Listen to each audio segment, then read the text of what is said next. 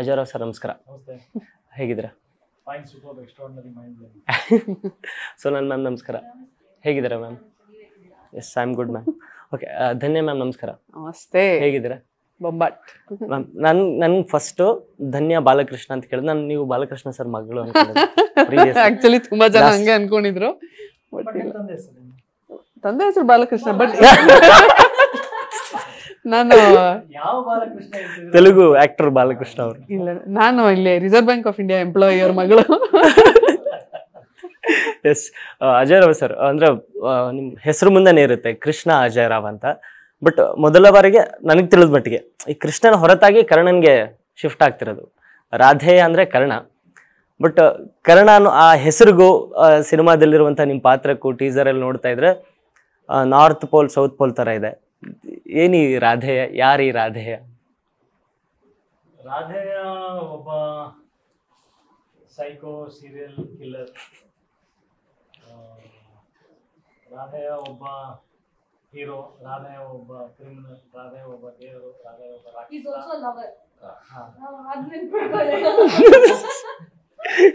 ರಾಧೇಯ ಒಬ್ಬ ಪ್ರೇಮಿ, ರಾಧೇಯ ಒಬ್ಬ ತ್ಯಾಗಿ, ರಾಧೇಯ ಒಬ್ಬ ಮಗ, ಒಬ್ಬ ಗಂಡ, ಅಣ್ಣ, ತಮ್ಮ, ಸ್ನೇಹಿತ, ಎಲ್ಲ ಹೇಳ್ಬಿಟ್ರು, ಎಲ್ಲ ಇದ್ದಾರೆ. ಎಸ್, ಸೋನಲ್ ಮ್ಯಾಮ್, ನಿಮಗೆ ಫಸ್ಟ್ ಈ ಕಥೆ ಬಂದಾಗ ನಿಮ್ಗೆ ಅನಿಸಿದ್ದೇನು ಫಸ್ಟ್ ಟೈಮ್ ನರೇಷನ್ ಕೇಳಿದಾಗ? ತುಂಬಾ ಡಿಫ್ರೆಂಟ್ ಆಗಿತ್ತು. ನಾನು ಕೂಡ ನನ್ನ ಕೂಡ ಹೌದು ಸರ್ ಕೇಳಿದಾಗ ನಾನು ಇವತ್ತು ಆ ಪಾತ್ರದಲ್ಲಿ ಕಾಣಿಸ್ಕೊಂಡಿಲ್ಲ. ನೀವು ಕ್ರೈಮ್ ರಿಪೋರ್ಟರ್, ಅದು ಸ್ಕ್ರಿಪ್ಟ್ ಇಸ್ ವೆರಿ ನೈಸ್. ಇನ್ನೊಂದು ಅಜಯ್ ಸರ್ ಜೊತೆ ಫಸ್ಟ್ ಟೈಮ್ ಪೇರ್ ಆಗಿತ್ತು. ಇದೆಲ್ಲ ತಲೆಯಲ್ಲಿ ಇಟ್ಕೊಂಡು ಆಯ್ತು. ಎಲ್ಲ ಇತ್ತು ಸರ್. ಎಲ್ಲ ವೆರಿ ಗುಡ್ ಡೈರೆಕ್ಟರ್, ಪಾಪ very passionate director. Ajay sir ಜೊತೆ ವರ್ಕ್ ಮಾಡೋದು ಫಸ್ಟ್ ಟೈಮ್ ಆಗಿರ್ಲಿ, ನನ್ನ ಕ್ಯಾರೆಕ್ಟರ್ ಆಗಲಿ ಎಲ್ಲ ಒಟ್ಟಿಗೆ ಕೊಡ್ಬಾರ್ದು. ಧನ್ಯ ಮ್ಯಾಮ್, ನಿಮ್ಮ ಪಾತ್ರ ಕೂಡ ಇನ್ವೆಸ್ಟಿಗೇಷನ್ ಸಮಥಿಂಗ್ ಅದ್ರ ರಿಲೇಟೆಡ್? ಇಲ್ಲ, ನಾನು ಒಬ್ಳು ರೈಟರ್ ಇದರಲ್ಲಿ. ಸೊ ರಾಧೇಯ ಕ್ಯಾರೆಕ್ಟರು ನನ್ನನ್ನು ಅವ್ರ ಕತೆ ಹೇಳಕ್ಕೆ ನನ್ನ ಕರೆಸ್ಕೊತಾರೆ ಜೈಲಿಗೆ ಬಂದು. ನಾನು ಕತೆ ಹೇಳ್ತೀನಿ, ನೀವು ಇದನ್ನ ಅಂದರೆ ರೆಕಾರ್ಡ್ ಮಾಡಬೇಕು, ಒಂದು ಬುಕ್ ಆಗಿ ಬರೀಬೇಕು ಅಂತ. ಸೊ ಅವಾಗ ನಮ್ಮದು ಅವ್ರದ್ದು ಭೇಟಿ ಆಗುತ್ತೆ. ಸೊ ಅವ್ರು ಮಾತಾಡ್ತಾ ಅವ್ರ ಕತೆ ಹೇಳ್ತಾ ಹೋಗ್ತಾರೆ. ಕತೆ ರಿವೀಲ್ ಆಗ್ತಾ ಹೋಗುತ್ತೆ ಸಿನಿಮಾನಲ್ಲಿ. ಸೊ ಏನಾಗುತ್ತೆ, ಏನದು ಕತೆ, ಏನದರದ್ದು ಹಿಡನ್ ಟ್ರೂತ್, ಡಾರ್ಕ್ ಸೀಕ್ರೆಟ್ಸ್, ಇವ್ರು ಯಾರು ತುಂಬಾ ಇದೆ. ಇವರಿಗೆ ಯಾಕೆ ಈ ಕಥೆನ ಹೇಳ್ತಾರೆ, ಯಾರಿಗೂ ಹೇಳ್ಬೋದು, ಇವರಿಗೆ ಹೇಳ್ಬೇಕನ್ನೋದು ಒಂದು ಹಠ ಇದೆ. ಸರ್, ಫಸ್ಟ್ ಟೀಸರಲ್ಲಿ ಡೈಲಾಗ್ಸ್ ಕೇಳ್ತಿರ್ಬೇಕಾದ್ರೆ ಮೇ ಬಿ ತುಂಬ ಜನ ಕೇಳಿರ್ತಾರೆ ನಿಮಗೆ ಪ್ರಶ್ನೆನ. ಬಟ್ ನೀವೊಂಥರ ಫ್ಯಾಮಿಲಿ ಮ್ಯಾನ್ ಇದ್ದಂಗೆ. ನಿಮ್ಮ ಸಿನಿಮಾನೆಲ್ಲ ಫ್ಯಾಮಿಲಿ ಕೂತ್ಕೊಂಡು ಟಿವಿನ ಕೃಷ್ಣಲಿಲ್ಲ ಫ್ಯಾಮಿಲಿ ಮ್ಯಾನ್ ಇಲ್ಲಿ ರಿವೀಲ್ ಆಯ್ತು. ಓಕೆ, ಸೊ ಎಲ್ಲ ಫ್ಯಾಮಿಲಿ ಎಲ್ಲ ಕೂತ್ಕೊಂಡು ನೋಡೋರು. ಈ ಥರದ್ದೊಂದು ಕ್ರೈಮ್ ಸಬ್ಜೆಕ್ಟು, ಒಂದು ಸೈಕೋ ಥ್ರಿಲ್ಲರ್, ಬ್ಲಡ್ ಶೆಡ್ ಇರುತ್ತೆ, ಮರ್ಡರ್ಸ್ ಇರುತ್ತೆ. ಈ ಥರದ್ದು ಸ್ಕ್ರಿಪ್ಟ್ನ ತಗೋಬೇಕು ಅನ್ಕೊಂಡಾಗ ನಿಮ್ಗೆ ಏನಾದರೂ ಒಂದು ಆಲೋಚನೆ ಬಂದಿತ್ತಾ? ಈ ಸಿನಿಮಾಗೆ, ಇದೊಂದು ಸಿನಿಮಾಗೆ ಫ್ಯಾಮಿಲಿ ಆಡಿಯನ್ಸ್ ದೂರ ಆಗಬಹುದೇನೋ, ಅಥವಾ ಆ ಥರದ ಕಂಟೆಂಟ್ ಇದ್ರಲ್ಲಿ ಇದೆಯೇನೋ, ಆ ಥರದ್ದು ಏನಾದರೂ ಆಲೋಚನೆ ಬಂದಿತ್ತಾ, ಅಥವಾ ಕಾನ್ಶಿಯಸ್ ಡಿಸಿಷನ್? ಫ್ಯಾಮಿಲಿಗೆ ತುಂಬಾ ರಿಲೇಟ್ ಆಗುತ್ತೆ. ಓಕೆ, 101% ಫ್ಯಾಮಿಲಿಗೆ ಮಾಡಿರ್ತಕ್ಕಂಥ ಸಿನಿಮಾ. ಫ್ಯಾಮಿಲಿ ಬಿಟ್ಟು ಬೇರೆ ಏನು ಯೋಚನೆ ಮಾಡಿಲ್ಲ ಅನ್ಸುತ್ತೆ. ಓಕೆ, ಅಂದ್ರೆ ನಿಮ್ಗೆ ಹಂಗ ಅನ್ಸುತ್ತೆ ಟ್ರೈಲರ್ ಶೆಡ್ ಇರೋದ್ರಿಂದ ಮೋಸ್ಟ್ಲಿ ಫ್ಯಾಮಿಲಿ ನೋಡೋಕೆ ಮುಜುಗರ ಆಗ್ಬೋದೇನೋ ಅಂತ ಒಂದು ಫೀಲ್ ಅನ್ಸುತ್ತೆ. ಬಟ್ ಸಿನಿಮಾ ಓಪನಿಂಗ್ ಡೇ ನಿಮ್ಗೆ ಗೊತ್ತಾಗುತ್ತೆ, it's pure family. It's presented like this. ಅದೇ ಸಮೋಸಾನೇ ಟ್ರಯಾಂಗಲ್ ಅಲ್ಲ, ಬೇರೆ ಶೇಪ್, ಪಲ್ಯ ಅದೇ. ಸರ್, ಈ ಪೋಸ್ಟರ್ ಬಗ್ಗೆ ಸ್ವಲ್ಪ ಹೇಳಬೇಕು. ಅಂದ್ರೆ ಡಾರ್ಕ್ ರೂಮಲ್ಲಿ ಅದೊಂದು ಸಿಗರೇಟ್ಸ್ ಇದ್ಕೊಂಡು ಅದೊಂದು ಪೋಸ್ಟರ್ ತುಂಬ ಡಿಫ್ರೆಂಟ್ ಆಗಿದೆ. ಅದು ನಿಮ್ಮ ಹೇರ್ಸ್, ಆ ಪೋಸ್ಟರ್ ಬಗ್ಗೆ ಸ್ವಲ್ಪ ಹೇಳಿ. ನೀವು ಅದು ಮಾತಾಡ್ತಿದ್ರೆ ಅದಕ್ಕೆ ಕೇಳೋಣ ಅಂತ.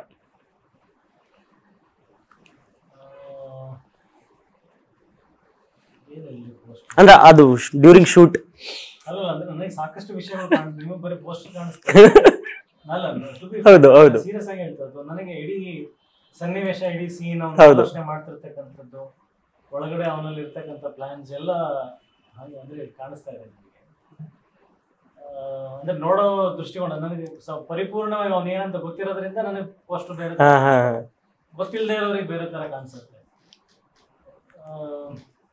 ನನಗೆ ಅವನು ಹೀರೋನು ಅನಿಸ್ತಾನೆ, ಪಾಪನು ಅನಿಸ್ತಾನೆ. ಓಕೆ ಹೀರೋ ಅಂತಂದ್ರೆ ಹೋಗ್ರು ಗ್ರೇಟ್ ಅಂತಾನು ಅನ್ಸುತ್ತೆ. ಪಾಪ ಸಿಂಪತಿನೂ ಬರ್ತದೆ ಬಿಕಾಸ್ ನನ್ನ ಕ್ಯಾರೆಕ್ಟರ್ ಗೊತ್ತಿರುತ್ತೆ ಅಂತ. ಸಾಕಷ್ಟು ವಿಚಾರಗಳು, ಫ್ರಸ್ಟ್ರೇಷನ್ ಇದೆ, ಪೇಯ್ನ್ ಇದೆ, ತಾನು ಮಾಡಿರೋ ಕೆಲಸಗಳಿಗೆ ಖುಷಿ ಇದೆ, ಸ್ಯಾಟಿಸ್ಫ್ಯಾಕ್ಷನ್ ಇದೆ, ಸಮಾಧಾನ ಇದೆ, ಅಸಮಾಧಾನ ಇದೆ, ಸಾಕಷ್ಟು ಗೊಂದಲಗಳು ಇದ್ದಾವೆ. ಮ್ಯಾಮ್ ನೀವು ಹೇಳಿದ್ರಿ first time Ajay Rao sir ಜೊತೆ ಸ್ಕ್ರೀನ್ ಶೇರ್ ಮಾಡಿದ್ದು ಅಂತ. ಫಸ್ಟ್ ನರೇಷನ್ ಕೇಳಿದ ತಕ್ಷಣ ಎಲ್ಲ ಓಕೆ ಆಗಿರುತ್ತೆ. ಫಸ್ಟ್ ಡೇ ಶೂಟ್ ಇರುತ್ತೆ. ಅಜಯ್ ರಾವ್ ಸರ್ ಜೊತೆ ಫಸ್ಟ್ ಡೇ ಶೂಟ್ ಯಾವ್ದಿತ್ತು ನಿಮಗೆ? ಅಜಯ್ ರಾವ್ ಸರ್ ಜೊತೆ ಫಸ್ಟ್ ಶೂಟ್ HMT ಅಲ್ಲಿ ಶೂಟ್ ಇದ್ದಿದ್ದು. ಫಸ್ಟ್ ಅವ್ರನ್ನ 2 ವೀಲರ್ ಅಲ್ಲಿ ಕರ್ಕೊಂಡು ಹೋಗಿದ್ದು ಶಾರ್ಟ್ ಇದ್ದಿದ್ದು ನನಗೆ. Okay that was the first short. ಆ ಸಾಂಗ್ ಅಲ್ಲಿ ಇದೆ ಅಲ್ವಾ, ಹಾ ಅದ್ ನೀವು ಪಾಸ್ ಆಗ್ತೀರಾ? 2 ವೀಲರ್ ಅಲ್ಲಿ ಫಸ್ಟ್ ಶಾರ್ಟ್. ಹೌದು. ಹಾ ಹಾ ನೀವ್ ಹಿಂದೆ ಕೂರ್ತೀರಾ? ಇಲ್ಲ, ಅದು ನೆಕ್ಸ್ಟ್. ಫಸ್ಟ್ ನಾನು ಹೋಗ್ತಾ ಇದ್ದೀನಿ, ನೀವು ನೋಡ್ತಾ ಇರ್ತೀರಾ. ಕರೆಕ್ಟ್. ಅದು ಫಸ್ಟ್ ಅವ್ರು ಟೀ ಕುಡಿದು ನೋಡ್ತಾ ಇರ್ತಾರೆ, ನಾನು 2 ವೀಲರ್ ಅಲ್ಲಿ ಪಾಸ್ ಆಗಿರ್ತೀನಿ. ಅದು ಫಸ್ಟ್ ಶಾರ್ಟ್. ಅಂಡ್ ಆಕ್ಚುಲಿ ನಾನು ಫಸ್ಟ್ ಟೈಮ್ ಅಜಯ್ ಸರ್ನ ಹಿಂಗ್ ರಿಯಲ್ ಆಗಿ ಮೀಟ್ ಮಾಡೋದೇ ಆಸೆ. ನಾವು ಬಿಫೋರ್ ಮೀಟೇ ಆಗಿರ್ಲಿಲ್ಲ. ಯಾವುದೇ ಇವೆಂಟ್ ಅಲ್ಲಿ, ಯಾವ್ದು ಪ್ರೀಮಿಯರ್ ಅಲ್ಲಿ, ಸೆಲೆಬ್ರಿಟಿ ಶೋ, ಇದು ಬೇರೆಯವ್ರನ್ನಾದ್ರೂ ಎಲ್ಲೋ ನೋಡಕ್ ಸಿಗ್ತಾ ಇತ್ತು. ಅಜಯ್ ಸರ್ ಬರೋದು ಕೂಡ ತುಂಬಾ ಕಡಿಮೆನೆ, ಬರೋದಿಲ್ಲ ಹೊರಗಡೆ ಅವರೆಲ್ಲ. ಅದು ಪಾಯಿಂಟ್. ಯಾಕೆ ಸರ್ ಹಂಗೆ? ತುಂಬಾ ಲಿಮಿಟೆಡ್ ಆಗಿ ಹೋಗೋದು. ಅಂದ್ರೆ ಈಗ ಸುಮ್ನೆ ಸೆಲೆಬ್ರಿಟಿ ಶೋನಲ್ಲಿ ಹೋಗಿ ಚೆನ್ನಾಗಿಲ್ಲ ಅಂದ್ರೂ ಹೋಗ್ಲದ್ ನಂಗೆ ಗೊತ್ತಾಗಲ್ಲ. Actually meet that is the first time ನಾನು ಆಫ್ಕೋರ್ಸ್ ಟಿವಿಯಲ್ಲಿ ಸ್ಕ್ರೀನ್ ಅಲ್ಲಿ ಪಾರ್ಟೀಸ್ ಹೋಗಲ್ಲ. ಅದ್ಬಿಟ್ರೆ ಫಸ್ಟ್ ಟೈಮ್ ಅಜಯ್ ಸರ್ನ ಮೀಟ್ ಆಗಿರೋದೇ ನನ್ನ ಪಾರ್ಟೀಸ್. ಎಸ್ ಮ್ಯಾಮ್, ನೀವು ಫಸ್ಟ್ ಅಜಯ್ ರಾವ್ ಸರ್ನ ಮೀಟ್ ಆಗಿದ್ದಲ್ಲಿ? ನಾವ್ ಅದೇ ಇಂಟ್ರೋಗೇಷನ್ ರೂಮ್ ಅಲ್ಲಿ ಫುಲ್ ಕತ್ಲೆ. ಅವರು ಅಯ್ಯೋ ಅವರು ನೆವರ್ ನೆವರ್. ಹೌದು ಹೌದು, ಕರೆಕ್ಟ್ ಕರೆಕ್ಟ್. ಅದೇ ಅನ್ಕೋತಿದ್ದೆ ಇವ್ರು ಯಾಕೆ ಆಚೆನೆ ಬಂದಿಲ್ಲ ಅಂತ. ಅವ್ರು ಫುಲ್ಲು ಈ ಸ್ಟೇಜ್ ಈ ಫೇಸ್ ಅಲ್ಲಿ ಇದ್ದಾಗ ನನ್ಗೆ ಅವ್ರಿಗೆ ಇಂಟ್ರಾಕ್ಷನ್ ಆಗೋದು. ಸೊ ಅವ್ರು ಫುಲ್ಲು ಡೀಪ್ ಕ್ಯಾರೆಕ್ಟರ್ ಅಲ್ಲಿ ಇದ್ರು. ಅಯ್ಯೋ ಭಯ ಆಗ್ತಿತ್ತಪ್ಪ ನನಗೆ ನಿಜ. ಅವರು ಲೆನ್ಸ್ ಎಲ್ಲ ಹಾಕೊಂಡು ಲುಕ್ಕು, ಕಣ್ಮೇಲೆ ಕೂದ್ಲು, ಆಮೇಲೆ ಸರ್ದು ಒಂಥರ ಒಂದು ಅವರು ವಾಯ್ಸ್ ಥ್ರೋ ಮಾಡೋದೇ ಸ್ವಲ್ಪ ಸಾಫ್ಟ್ ಆಗಿರುತ್ತೆ. ಆಮೇಲೆ ಸಡನ್ ಆಗಿ ಏನೋ ಎಕ್ಸೆಂಟ್ರಿಕ್ ಆಗಿ ಒಂದು ಮಾಡ್ಬಿಡ್ತಾರೆ ಡಗ್ ಅಂತ. ಆಮೇಲೆ ಒಂಥರ ಬೆಚ್ಚ ಬೀಳ್ತೀನಿ. ಸೊ ಅವ್ರು ಅವತ್ತು ಏನ್ ಮಾಡ್ತಾರೆ ಅನ್ನೋ ತರ ನಾವು ಗೆಸ್ ಮಾಡ್ತಾ ಇರ್ಬೇಕು. I hope is okay today. ಇವತ್ತು ಏನ್ ಎಸಿತಾರೆ, ಇವತ್ತು ಏನ್ ಹೊಡೆದಾಕ್ತಾರೆ. ಬಟ್ ಯಾ, ಮಜಾ ಆಯ್ತು. ನಿಮ್ ಪ್ರಿಪರೇಷನ್ ಹೇಗಿರೋದು ಈ ಪಾತ್ರಕ್ಕೆ? ಬಿಕಾಸ್ ಒಂದು ರೆಗ್ಯುಲರ್ ಪಾತ್ರ ಅಲ್ಲ ಇದು, ರೆಗ್ಯುಲರ್ ಆಗಿ ಮಾಡುವಂತ ಪಾತ್ರ ಅಲ್ಲ. ಮೇಡಮ್ ಹೇಳ್ದಾಗೆ ಸ್ವಲ್ಪ ಬಿಹೇವಿಯರ್ ಸ್ವಲ್ಪ ಚೇಂಜ್ ಇರುತ್ತೆ. ನನಗೆ ಒಂದೇ ಒಂದು ಕೇಳಿದಾಗಿಂದ ನನ್ನ ತಲೆನಲ್ಲಿ ರಾಧೆ ಓಡ್ತಿರ್ಬೇಕಾದ್ರೆ ನನಗೆ ಆ ಡೈನಾಮಿಕ್ಸ್ ಗೊತ್ತಿತ್ತು. ಹಾ ಹಾ, ಅದು ನೀವು ಪ್ರಿಪೇರ್ ಮಾಡ್ಕೊಂಡೆ ಡೈನಾಮಿಕ್ಸ್ ಅಥವಾ ಡೈರೆಕ್ಟರ್ ಈ ತರನೇ ಇರ್ಬೇಕು ಅಂತ ಪರ್ಟಿಕ್ಯುಲರ್? ಹಾ ಹಾ ಹಾ. ಈಗ ನೀವೇನಾದ್ರೂ ಒಂದು ವಿಚಾರ ಹೇಳ್ತೀರಾ ಅಂತಂದ್ರೆ, ಈಗ ನಿಮ್ಮ ಜೀವನದಲ್ಲಿ ಫಾರ್ ಎಕ್ಸಾಂಪಲ್ ನಿಮ್ದೇನೋ ಒಂದು ಪರ್ಸ್ ಕಳೆದು 1,000 ರೂಪಾಯಿ ಕಳೆದೋಯ್ತು. 1,000 ರೂಪಾಯಿ ಕಳೆದಂತ ವ್ಯಕ್ತಿ ಹತ್ರ ಎಷ್ಟು ದುಡ್ಡು ಇತ್ತು? ಅವ್ನು ಕೋಟ್ಯಾಧಿಪತಿನ ಅಥವಾ ಅವ್ನ ಇಡೀ ದಿನದ್ದು ಸಂಪಾದನೆ 1,000 ರೂಪಾಯಿನ, ಅಥವಾ ಒಂದಿನದ 10,000 ಸಂಪಾದನೆ 1,000? ವ್ಯಕ್ತಪಡಿಸುವಂತ ರೀತಿಗಳು ಬೇರೆ ಬೇರೆ. ಹೌದು. ಅದೇ ಸಂದರ್ಭದಲ್ಲಿ ಬೇರೆ ಬೇರೆ ವ್ಯಕ್ತಿಗಳು ಬೇರೆ ಬೇರೆ ತರ ವ್ಯಕ್ತಪಡಿಸ್ತಾರೆ. ರಾಧೆ ಹೇಗೆ ವ್ಯಕ್ತಪಡಿಸ್ತಾನೆ ಅನ್ನೋದು ನನ್ನ ದೃಷ್ಟಿಕೋನದಲ್ಲಿ ನಾನು ಅರ್ಥ ಮಾಡ್ತೀನಿ. ಸೊ ಹೆಂಗ್ ವ್ಯಕ್ತಪಡಿಸ್ತಾನೆ, ಎಷ್ಟು ಮಟ್ಟಿಗೆ ಅವ್ನು ಎಕ್ಸೆಂಟ್ರಿಕ್ ಆಗ್ತಾನೆ, ಎಲ್ಲಿ ನಗ್ತಾನೆ, ಎಲ್ಲಿ ಆಡ್ತಾನೆ, ಹತ್ರ ಎಷ್ಟು ಆಡ್ತಾನೆ, ನಗ್ರೆ ಎಷ್ಟು. ಸೊ ಈ ಡೈನಾಮಿಕ್ಸ್ ನನ್ಗೆ ಗೊತ್ತಿತ್ತು ಅಷ್ಟೇ, ನನ್ನ ತಲೆನಲ್ಲಿ ಇದ್ದಿದ್ದು. ಅದು ಬಿಟ್ರೆ ಆ ಟೈಮಲ್ಲಿ ನನಗೆ ಹಿಂಗೆ ಆಗಿದೆ ಈ ಸನ್ನಿವೇಶಗಳು. ನೀವೇನು 1,000 ರೂಪಾಯಿ ಕಳ್ಕೊಂಡಿದ್ದೀರ ನಾನು ಎಕ್ಸಾಂಪಲ್ ಹೇಳಿಲ್ಲ, ಹಂಗೆ ಇವನ್ ಜೀವನದಲ್ಲಿ ಏನು ಕಳ್ಕೊಂಡಿದ್ದಾನೆ, ಏನು ಪಡ್ಕೋಬೇಕಂತ ಇದ್ದಾನೆ, ಆ ವಿಚಾರಗಳು ನಂಗೆ ಗೊತ್ತಿರೋದ್ರಿಂದ ಅದನ್ನ ಅರ್ಥ ಮಾಡ್ಕೊಂಡು ಆ ಟೈಮಲ್ಲಿ ಡೈಲಾಗ್ ಹೇಳ್ಬೇಕಾದ್ರೆ ಸ್ಪಾಂಟೇನಿಯಸ್ ಅಂದ್ರೆ ವಿಚಾರ ಗೊತ್ತಿತ್ತು ಅಷ್ಟೇ. Performance was spontaneous. ಅದಕ್ಕೆ ನಾನು ಪ್ರಿಪೇರ್ಡ್ ಆಗಿ ಹಿಂಗೆ ಇವತ್ತು ಇಷ್ಟು ಮಾಡ್ತೀನಿ ಬರ್ತಾ ಇರಲಿಲ್ಲ. ಅಲ್ಲಿ ಏನ್ ಬರ್ತಾ ಇತ್ತು, ಹೆಂಗ್ ತಡವರಿಸ್ತಾ ಇದ್ದೆ, ಸಡನ್ ಆಗಿ ಶಿವರಿಂಗ್ ಆಟೋಮೆಟಿಕ್ಲಿ ಅಲ್ಲಿ ಬರೋದು. ಬಿಕಾಸ್ ನಾನು ಆ ಪ್ರಾಸೆಸ್ ಅಂದ್ರೆ ಅವನ ತರ ಥಿಂಕ್ ಮಾಡೋದು ಸ್ಟಾರ್ಟ್ ಮಾಡಿರೋದ್ರಿಂದ ಸ್ಪಾಂಟೇನಿಯಸ್ ಆಗಿ ಬಂದಿರೋದು. ಮ್ಯಾಮ್, ನೀವು ಹೇಳಿದ್ರಿ ಅಂದ್ರೆ ಮಾತಾಡ್ತಾ ಹೇಳಿದ್ರಿ ಅಂದ್ರೆ ಅಜಯ್ ಸರ್ ಜೊತೆ ಫಸ್ಟ್ ಟೈಮ್ ಸ್ಕ್ರೀನ್ ಶೇರ್ ಮಾಡ್ತಿದ್ದೀನಿ, ಡೈರೆಕ್ಟ್ರು ಕತೆ ಎಲ್ಲ ತುಂಬಾ ಚೆನ್ನಾಗಿ ಎಂದಿದ್ರು, ನನ್ನ ಪಾತ್ರ ಕೂಡ ಹಿಂದೆ ಮಾಡಿದ್ದ ಅಲ್ಲದೆ ಸ್ವಲ್ಪ ಡಿಫ್ರೆಂಟ್ ಆಗಿತ್ತು, ಸ್ವಲ್ಪ ಚೇಂಜ್ ಇತ್ತು ಅಂತ. ಅದು ಯಾವ ಥರದ ಬದಲಾವಣೆ ಅಂತ ಅಂದ್ರೆ ಯಾವ ಥರ ಇರುತ್ತೆ ಸ್ಕ್ರೀನಲ್ಲಿ ನೋಡೋದಕ್ಕೆ ಅಂತ? ಈಗ ನಮಗೆ ಲುಕ್ಕಲ್ಲಿ ನೋಡ್ತಿದ್ರೆ ಒಂದು ಲವ್ ಸ್ಟೋರಿ ಥರದ ಪೇರ್ ಥರನೇ ಕಾಣ್ತಿದೆ, ಬಟ್ ಅದಕ್ಕೆ ಹೊರತಾಗಿ ಆ ಪಾತ್ರ ಹೇಗಿರುತ್ತೆ ಅಂತ? there's a beautiful love track. Okay, I think ಅದು ಬಿಟ್ಟು I can't say anything. ಅದು ಏನಾಗುತ್ತೆ, ಅದು what you can see is a beautiful love story. That is for sure.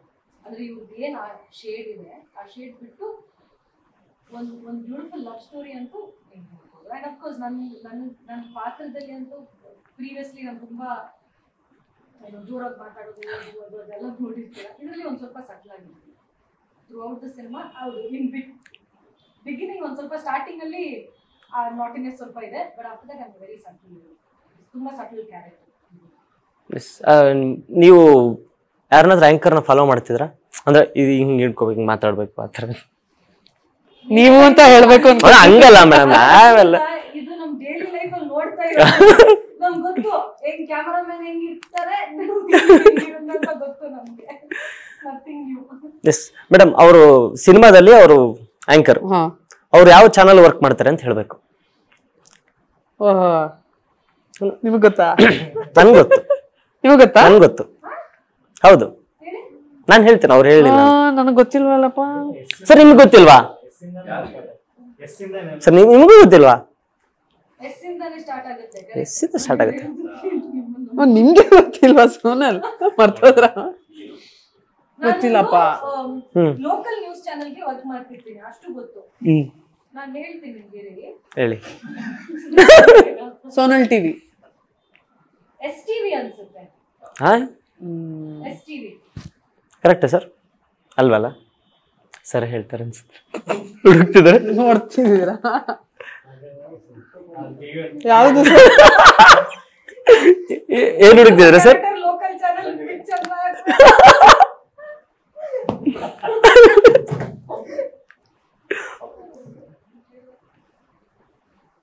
ನೀವೇ ಹೇಳಿ ನೋಡೋಣ. ಎಸ್ ಇ ಟಿವಿನಾ? ನೀವ್ ಹೇಳಿ. ಸೂರ್ಯ ಟಿವಿ.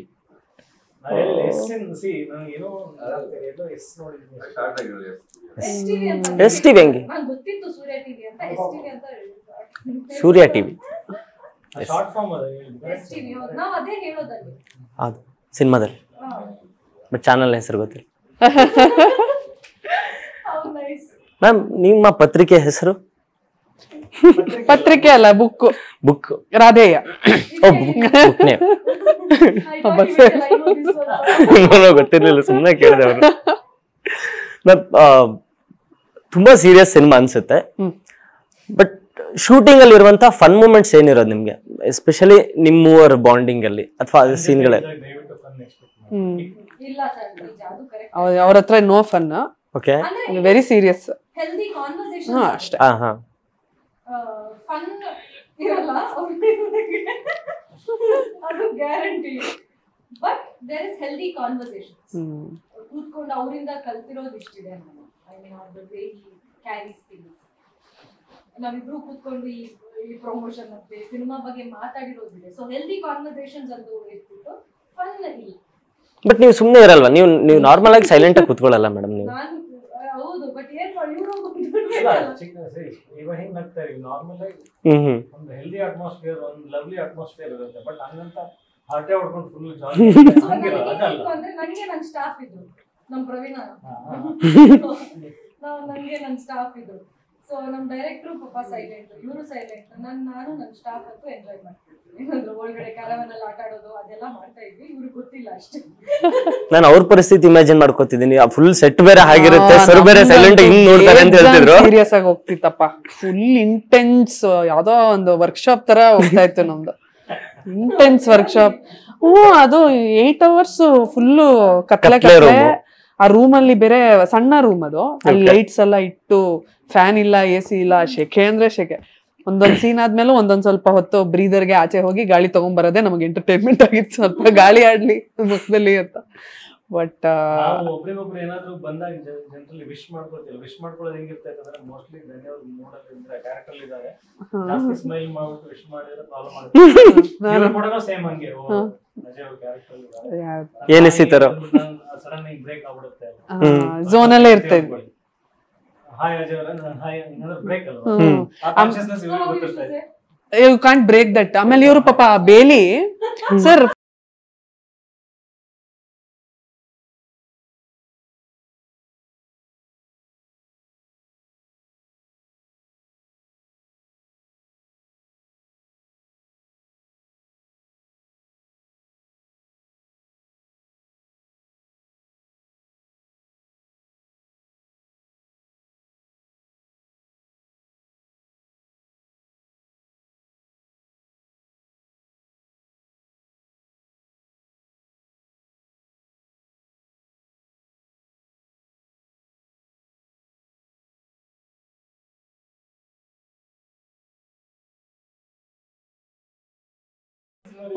ಅಲ್ಲೇ ಇಲ್ಲ ಹೇಳ್ತಿದ್ದೀರಾ? ಇಲ್ಲ ನಿಮ್ ಪ್ರೀಮಿಯರ್ ದಿನ ಒಂದು ಐಡಿಯಾ ಇದೆಯಲ್ಲ, ನಿಮ್ಗೆ ಯಾರ ಪಕ್ಕದಲ್ಲಿ ಕೂರ್ಸೋದೆಲ್ಲ ಪ್ಲಾನ್ ಮಾಡಿದೀವಿ. ಯಾವ ಏನ್ ಸ್ವಲ್ಪ ಹೇಳಿ ಮೇಡಮ್. ಇಲ್ಲ ನೆಕ್ಸ್ಟ್ ದಿನ ಬಂದು ಶೂಟ್ ಮಾಡಿ ಬರ್ತೀವಿ, ನಾವು ಪಾಪ್ಕಾರ್ನ್ ಇಟ್ಕೊಂಡಿರ್ತೀವಿ ಅಲ್ಲಿ. ಸರ್ ನಿಮ್ಗೆ ಮೋಸ್ಟ್ ಹೆಕ್ಟಿಕ್ ಡೇ ಅಂದ್ರೆ ಅದೇ ಇರೋದಾ ಅಂದ್ರೆ ಮ್ಯಾಮ್ ಹೇಳಿದೆ? Okay, very enjoying, very satisfying day. Hectic ಅಂತ ನಾನು ಹೇಳಿದ ದಿನ ನಾನು ಸಿನಿಮಾದಲ್ಲಿ ಇರಲ್ಲ.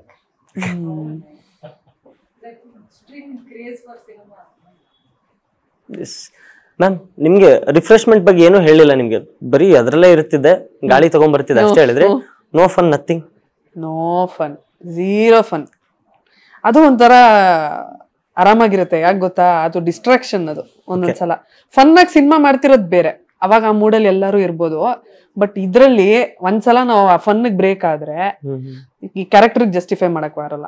And I am not such a great actor that ನಾನು ಹಿಂಗೆ ಹಿಂಗೆ ಅಂದ ತಕ್ಷಣ ಕ್ಯಾರೆಕ್ಟರ್ ಒಳಗೆ ಹೋಗಿ ಆಚೆ ಬಂದು ಒಳಗೋಗಿ ಅಷ್ಟೊಂದು ಸೀನ್ ಇಲ್ಲ. ಸೊ ನಾವು we have to give, we have to be in that zone for 8 hours. So ಹಂಗೆ ವರ್ಕ್ ಮಾಡ್ತಿದ್ವಿ. ಆಕ್ಚುಲಿ ಅನ್ಕೊಂಡಿರ್ಲಿಲ್ಲ ಅಜಯ್ ಸರ್ ಇಷ್ಟು ಬೆಳಗ್ಗೆಯಿಂದ ನಾನು ಇವತ್ತು ನೋಡ್ತಿರೋದು ಅವ್ರದ್ದು ರಿಯಲ್ ನಿಜವಾದ ರೂಪ ಅವ್ರದ್ದು ಇವತ್ತನೇ ನಾನು ನೋಡ್ತಿರೋದು. Actually it's so funny, is so funny, is a prankster. ಆರಾಮಾಗಿ ಕಾಮಿಡಿ ಮಾಡ್ಕೊಂಡಿದ್ದಾರೆ. ನಾನು ನೋಡೇ ಸರ್ ಅಂದ್ರೆ ಆಫ್ಟರ್ ಯುದ್ಧಕಾಂಡ ಒಂದು ಎಕ್ಸ್ಪೆಕ್ಟೇಷನ್ಸ್ ಬೇರೆನೆ ಇರುತ್ತೆ. ಅಂದ್ರೆ ಯುದ್ಧಕಾಂಡ ಹೆಂಗ್ ವರ್ಕ್ ಆಯ್ತು ಸರ್ ನಿಮ್ಗೆ? ನಿಜವಾಗ್ಲೂ ಯುದ್ಧಕಾಂಡ ಅನ್ನುವಂತ ಸಿನಿಮಾ ನಿಮ್ ಪ್ರಕಾರ ಎಷ್ಟು ವರ್ಕ್ ಆಗಿದೆ ಆಡಿಯನ್ಸ್ಗೆ? ನೀವು ನೋಡಿದ್ರಾ? ನೋಡಿದ್ದೀನಿ, ಚೆನ್ನಾಗಿತ್ತು, ನನ್ಗೆ ಇಷ್ಟ ಆಯ್ತು. ಫುಲ್ ವರ್ಕ್ ಆಗಿದೆ ಅಂದ್ರೆ in terms of producer wise ಆದ್ರೂ ಅಲ್ಲೂ ಹೇಳೋದಾದ್ರು ಸರ್. ಇಷ್ಟಪಟ್ಟರು ಸಾಕು. ಓಕೆ, ನನ್ನ ಸಿನಿಮಾ ತೆರೆ ಮೇಲೆ ಬಂತು, ಯಾರೋ ಒಬ್ಬನಾದ್ರೂ ಹೊಗಳೋದು ಸಾರ್ಥಕ. ಅಷ್ಟೇ. ಒಂದು ಫಿಲ್ಮ್ ಮೇಕರ್ ಬಿಡಿ, ಕಮರ್ಷಿಯಲ್ ಪ್ರೊಡಕ್ಷನ್ ಎಲ್ಲ ನನ್ನ ಪ್ರಾಬ್ಲಮ್ ಅದು ಪರ್ಸನಲ್. ನಿಮ್ಗೆ ಏನ್ ಅನ್ಸುತ್ತೆ ಈ ರಾಧೆಯ ಸಿನಿಮಾ? ಇದು ಯಾವ ತರ, ಮತ್ ನೀವ್ ಅದೇ ಹೇಳ್ಬೇಡಿ ಒಬ್ರು ಇಷ್ಟಪಟ್ರು ಹಂಗಂತಲ್ಲ, ಯಾವ ತರ ವರ್ಕ್ ಆಗುತ್ತೆ ಅಂತಂದ್ರೆ? ಅಲ್ಲ ಒಬ್ರು ಇಷ್ಟಪಟ್ರು ಅನ್ನೋದಕ್ಕಿಂತ ಇನ್ನೊಂದು ನೆಕ್ಸ್ಟ್ ಲೆವೆಲ್ ಹೇಳ್ತೀನಿ, ಬೈಕೊಳ್ಳೋ ತರ ಸಿನಿಮಾ ಆಗ್ಬಾರ್ದು. ಯಾಕಂತಂದ್ರೆ ಅವ್ನು ದುಡ್ಡು ಕೊಟ್ಟಿರ್ತಾರಲ್ಲ, ಶ್ರಮದ ದುಡ್ಡು ಇರುತ್ತೆ, ಅವನ ಅದನ್ನ ಬೇರೆ ಎಲ್ಲೂ ಇನ್ವೆಸ್ಟ್ ಮಾಡ್ಬೋದು. ₹1 ₹100 ಆಗ್ಬೋದು, ಎಲ್ಲಾದ್ರೂ ಅದನ್ನ ಸಂಪಾದನೆ ಮಾಡ್ಬೋದು. ಆದ್ರೆ ಒಂದು ಭಾಷಾ ಮೇಲೆ ಇರುತ್ತೆ, ಭಾಷೆ ಅಭಿಮಾನದ ಮೇಲೆ ಬರ್ತಾನೋ, ಒಂದು ಕಲಾವಿದನ ಮೇಲೆ ಅಭಿಮಾನಕ್ಕೆ ಬರ್ತಾನೆ, ಸಿನಿಮಾ ಅಭಿಮಾನಿಯಾಗಿ ಬರ್ತಾನೆ, ಯಾವ್ದಕ್ಕೆ ಬರ್ತಾರೆ ಅಥವಾ ಅವ್ನು ಯಾವ ಒತ್ತಡದಲ್ಲಿ ಫ್ರಸ್ಟ್ರೇಷನ್ ಏನೋ ಮರಿಬೇಕಂತ ಬಂದ, ನಾವು ಅವನಿಗೆ ಏನಾದ್ರು ಕೊಡ್ಬೇಕಲ್ಲ. ಅಲ್ಲೂ ಕೂಡ ಅವ್ನು ಬಂದು ಬೈಕೊಂಡು ಹೋದ್ರೆ ಅಪರಾಧ ಆಗುತ್ತೆ. ನಾವು ಎಲ್ಲರೂ ಹೇಳ್ತಾರೆ, ನಾವು ಏನೋ ಸಿನಿಮಾ ನೋಡಿ ಒಂದು 10 ನಿಮಿಷಕ್ಕೆ ಮಾತಾಡ್ಕೊಂಡು ಚೆನ್ನಾಗಿಲ್ಲ ಚೆನ್ನಾಗಿದೆ ಅಂತ ರಿವ್ಯೂಸ್ ಕೊಟ್ಕೊಬಿಡ್ತೀವಿ. ಅವನಿಗೆ ಅಧಿಕಾರ ಆಯ್ತು, ದುಡ್ಡು ಕೊಟ್ಟಿರೋನಿಗೆ. ನಾವು ಸಿನಿಮಾ ಮಾಡ್ಬೇಕಾದ್ರೆ ಕರೆಕ್ಟಾಗಿ ಸಿನಿಮಾ ಮಾಡಬೇಕು. ನಾವು ಕಷ್ಟಪಟ್ಟಿದೀವಿ ಅಂತ ಅಂದ್ಬಿಟ್ಟು ಅವ್ನಿಗೆ ರೂಲ್ಸ್ ಇಲ್ಲ. ಬಂದು ನಾವು ಶಿಕ್ಷಕರು ಅಲ್ಲ, ಅವ್ನು ನಮಗೆ ಉಪಕಾರನೂ ಮಾಡ್ತಾ ಇಲ್ಲ. It's 1 to 1. ನಾವು ಸಿನಿಮಾನು ಅಷ್ಟೇ ಅಚ್ಚುಕಟ್ಟಾಗಿ ಮಾಡಬೇಕು. ಇವಾಗ ನೀವು ಏನೋ ಒಂದು ಮಾರ್ಕೆಟಿಗೆ ಹೋಗ್ತೀರ, ಒಂದು ಕೊಳ್ತಿರೋ ತರಕಾರಿ ತೊಗೊಂಡು ಟ್ರೈನ್ ಬೇಕು ಅಂತ, ನೀವು ಎಷ್ಟು ಕಷ್ಟಪಟ್ಟು ಬೆಳೆದಿದ್ದೆ ಅಂತ. ಇಬ್ರಿಗೂ ಅಷ್ಟೇ ಈಕ್ವಲ್ ಬೆಲೆ. ಯಾರು ಬೈಕೊಳ್ದೇ ಇರೋ ಥರ ಒಂದು ಸಿನಿಮಾ ಆಗಬೇಕು. ಅಟ್ಲೀಸ್ಟ್ ಬೈಕೊಳ್ದೆ ಇದ್ದು ಅದು ಚೆನ್ನಾಗಿದೆ ಹೊಗಳಿದ್ವಿ, ಅದರಿಂದ ನಾವು ಮನೆಗೆ ಏನೋ ತೊಗೊಂಡೋಗಿ ನಮ್ಮ ಮನಸ್ಸಲ್ಲಿ ಏನೋ ಅದರಿಂದ ಕ್ಯಾರಿ ಮಾಡಿದ್ವಿ, ಯಾವತ್ತೂ ಅದನ್ನ ನೆನೆಸ್ಕೊಳ್ತೀವಿ, ನಮ್ಮ ಲೈಫಲ್ಲಿ ಅದು ಅಳವಡಿಸ್ಕೊಳ್ತೀವಿ ಅಂದ್ರೆ ಅದು ಗ್ರೇಟೆಸ್ಟ್ ಅವಾರ್ಡ್. ಯುದ್ಧಕಾಂಡ ಅದರಲ್ಲಿ ಯಶಸ್ವಿ ಆಗಿದೆ, ರಾಧೆಯನ್ನು ಅದರಲ್ಲಿ ಯಶಸ್ವಿ ಆಗಿದೆ. Super ma'am. ನಿಮ್ಗೇನು ಅನ್ಸುತ್ತೆ ಅಂದ್ರೆ ರಾಧೆಯ ನೋಡೋದಕ್ಕೆ ಬರುವಂತಹ ಜನರು ನಿಮ್ಮ ಪ್ರಕಾರ ಏನು ಟೇಕ್ ಅವೇ ಇರುತ್ತೆ ಅಂತ? As he said previously, Radheya's sacrifice is what you said, Allah. The takeaway in your character. Serial ಕಿಲ್ಲರ್ನು ಲವ್ ಮಾಡ್ಬೋದು ಅಂತ ಅವ್ರ ಕ್ಯಾರೆಕ್ಟರ್ ಹೇಳ್ತಾರೆ. Takeaway ಅಂತ ಅದೇ takeaway. You can fall in love even with him. crime reporter ದು ಒಂದು beautiful love story. ಏನ್ ನಿಮಗೆ ಅದು ಕಾಡುತ್ತೆ ಸಿನಿಮಾ, ನೀವು ಹೊರಗಡೆ ಬಂದಾಗಲೂ ಕಾಡುತ್ತೆ, ಮತ್ತೆ ರಿವೈಂಡ್ ಮಾಡಿ ರಾಧೆಯ ಸ್ಟಾರ್ಟಿಂಗ್ ನ ನೋಡ್ಬೇಕು ಅಂತ ಅನ್ಸುತ್ತೆ. And also there is all aspects, sir. ಇವಾಗ ಒಂದು audience, there are split audience. ಹೌದು. You see, they like fights, they like ಒಬ್ಬೊಬ್ಬರಿಗೆ ನನಗೆ ಇವಾಗ ರಾಮ್ ಕಾಮ್ ಇಷ್ಟ, ಇದು ಲವ್ ಸ್ಟೋರೀಸ್ ಇಷ್ಟ, ಒಬ್ಬರಿಗೆ ಥ್ರಿಲ್ ಇಷ್ಟ, ಫೈಟ್ಸ್ ಇಷ್ಟ, ಅದೆಲ್ಲ ಎಸೆನ್ಸ್ ಇದರಲ್ಲಿ. So as he said, it is a complete family entertainment. Bloodshed ನೋಡಿ ಇಲ್ಲ it is not for family ಅನ್ನೋದು ಏನಿಲ್ಲ, it is a proper family ನೋಡುವಂತಾನೆ ಸಿನಿಮಾ ಇದು. And Ajay sir has never done something that is not for family. It is a proper family entertainment. Yes ma'am, ನಿಮ್ದು ಕನ್ನಡದಲ್ಲಿ 3ನೇ cinema? 4th. Okay, ಅಂದ್ರೆ ತುಂಬಾ ನೀವು ಹೇಳಿದ್ಮೇಲೆ ಗೊತ್ತಾಯ್ತು ನೀವು ಬೆಂಗಳೂರಲ್ಲಿ ಇರೋದು ಅಂತ. ಬಟ್ ಅಲ್ಲಿವರೆಗೂ ನಾನು ಅನ್ಕೊಂಡಿದ್ದು ನೀವು ತೆಲುಗು ತಮಿಳ್ನಾಡಲ್ಲಿ, ಬಿಕಾಸ್ 7th ಸೆನ್ಸ್ ಸಿನಿಮಾ ನೋಡ್ತಿದ್ವಿ. ಅಂದ್ರೆ ಎಸ್ಪೆಷಲಿ ನೇನು ಶೈಲಜಾದಲ್ಲಿರುವಂತ ಡೈಲಾಗ್ ಒಂದಿರುತ್ತೆ, ನಿಮ್ಗೆ ತುಂಬಾ ವೈರಲ್ ಆಗಿರುತ್ತೆ. ಏನ್ ಮಾಡಕ್ಕಾಗತ್ತೆ ಹೆಣ್ಮಕ್ಳು ಅಳೋದ್ ಬಿಟ್ಟು ಇನ್ನೇನ್ ಮಾಡಕ್, ವೈರಲ್ ಗೊತ್ತಿರುತ್ತಲ್ವ ನಿಮ್ಗೆ. ಸೊ ನಮ್ಗೆ ಅದನ್ನ ನೋಡಿದಾಗ ನೀವು ಫ್ರಮ್ ಆಂಧ್ರನೇ ಅಂತ ಅನ್ಕೊಂಡಿದ್ದು. ಅಂದ್ರೆ ಯಾಕೆ ಕಡಿಮೆ ಸಿನಿಮಾಗಳು ಮಾಡ್ತಿರೋದು ನೀವು? ತುಂಬಾ ಸೆಲೆಕ್ಟಿವ್ ಆಗ್ಬಿಟ್ಟಿದಿರಲ್ವಾ, ಯಾಕೆ ಅಂತ? ಸೆಲೆಕ್ಟಿವ್ ಇಲ್ಲ, ಬರ್ಲಿಲ್ಲ ಅಷ್ಟೇ. ಯಾರು ಸೆಲೆಕ್ಟ್ ಮಾಡ್ಕೊಳ್ಳೋ ಅಷ್ಟು ಏನು ಇದಿಲ್ಲ ನನ್ಗೆ, ಬರ್ಲಿಲ್ಲ ಅಷ್ಟೇ. ಗೊತ್ತಿಲ್ಲ ಅದ್ ಯಾಕೆ ಅಂತ. ಮೇ ಬಿ ಅಲ್ಲೇ ಶುರು ಮಾಡಿದ್ರಿಂದ ಆ ಊರೊಳೆ ಅನ್ಕೊಂಡ್ಬಿಟ್ರು ಏನೋ ಅಂತ ನನ್ಗೆ ಗೊತ್ತಿಲ್ಲ. ನಿಮ್ ತರ ಎಲ್ಲಾರು ಅನ್ಕೊಂಡಿದ್ದಾರೆ. ಈ ಇಂಟರ್ವ್ಯೂ ಮುಖಾಂತರ ಎಲ್ಲರಿಗೂ ತಿಳಿಸ್ಬೇಕು ನಾವು. ಬಾಲಕೃಷ್ಣ ಹಂಗೆ ಅನ್ಕೊಂಡಿದ್ದಾನೆ. ಎಸ್ ಮ್ಯಾಮ್, ಆಡಿಯನ್ಸ್ ಥಿಯೇಟರ್ಗೆ ಬರುವಂತಹ ಆಡಿಯನ್ಸ್ ರಾಧೆಯಿಂದ ಏನ್ ಎಕ್ಸ್ಪೆಕ್ಟ್ ಮಾಡ್ಬೇಕು ಅಂತ? ಧನ್ಯ ಬಾಲಕೃಷ್ಣ ಕನ್ನಡದಲ್ಲಿ ಮಾಡಿದಾಳೆ, ದಯವಿಟ್ಟು ರಾಧೆಯ ಸಿನಿಮಾ ನೋಡಿ ಅವಳಿಗೆ ಇನ್ನ ಚಾನ್ಸ್ ಕೊಡ್ಬೇಕು ಅಂತ ಅನ್ಕೊಳ್ತಾ ಇದೀನಿ. But on a serious note, it's a very very well made film. ಅಂದ್ರೆ ಕಷ್ಟಪಟ್ಟು ಮಾಡಿರ್ತಾರೆ, ಇಷ್ಟಪಟ್ಟು ಮಾಡಿರೋ ಸಿನಿಮಾ. ಒಳ್ಳೆ screen play, very gripping, edge of the seat. Next ಏನು ನಡೆಯುತ್ತೆ, ನೆಕ್ಸ್ಟ್ ಏನು ನಡಿಬೋದು, ಇವ್ನು ಯಾಕೆ ಹಿಂಗಾದ, ಇವ್ನ್ ಏನು ಕತೆ, 35 ಕೊಲೆ ಮಾಡೋಷ್ಟು ಕಟುಕನ ಇವನು, ಯಾರು ಇವನು ಅನ್ನೋದು ಒಂಥರ ಆಡಿಯನ್ಸ್ಗೆ ಆ ಒಂದು ಕ್ಯೂರಿಯಾಸಿಟಿನ ಬೆಳೆಸ್ತಾನೆ ಹೋಗುತ್ತೆ ಎಂಡ್ವರೆಗೂ. ಆಮೇಲೆ ಲಾಸ್ಟ್ 30 ಮಿನಿಟ್ಸ್ಗೋಸ್ಕರ ನೀವು ನೋಡ್ಲೇಬೇಕು cinema. Peak cinema. Yes, Sonal madam ಈಗ ಸಿನಿಮಾದೊಂದು ಡೈಲಾಗ್ ಹೇಳ್ತಾರೆ ಈ ಸಿನಿಮಾ.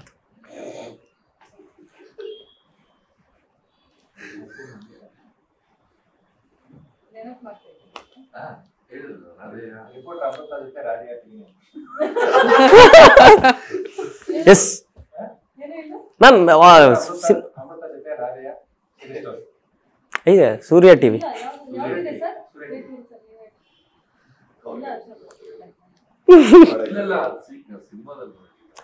ಅದನ್ನ ರಿಪೋರ್ಟರ್ ಸ್ಟೈಲಲ್ಲಿ ಆಡಿಯನ್ಸ್ನ ಕರೀರಿ ಥಿಯೇಟರ್ಗೆ, ಅಂದ್ರೆ ನಿಮ್ಮ ಸಿನಿಮಾ ರಿಪೋರ್ಟರ್ ಸ್ಟೈಲ್.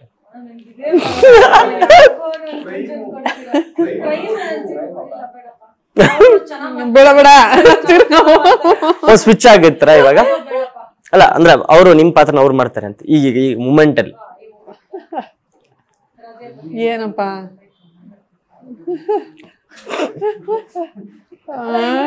ಅವ್ರನ್ನೇ ಹೇಳಿಸ್ಬಿಡಿ ಸರ್. 35 ಕೊಲೆ ಮಾಡಿದ್ದಾರೆ ಸರ್, ಹೇಳಿ ಸರ್.